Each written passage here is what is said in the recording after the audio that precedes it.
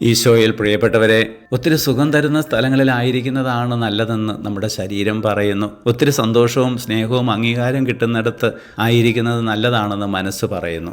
അങ്ങനെ ശരീരവും മനസ്സും എപ്പോഴും ലോകത്തിൻ്റെതായ സൗകര്യങ്ങളിൽ വ്യാപരിക്കുന്നത് നല്ലതാണെന്ന് ചിന്തിക്കുന്നു. പക്ഷേ നൈമിഷികമായ സുഖവും സന്തോഷവും അല്ലാതെ യഥാർത്ഥ സംതൃപ്തിയോ ആനന്ദമോ കിട്ടാറില്ല. അതുകൊണ്ടാണ് ആത്മാവ് എപ്പോഴും ഇന്നത്തെ വചനത്തിലൂടെ സംസാരിക്കുന്നത് കർത്താവിൻ്റെ കൂടെ ആയിരിക്കുന്നതാണ് നല്ലത് എന്ന്.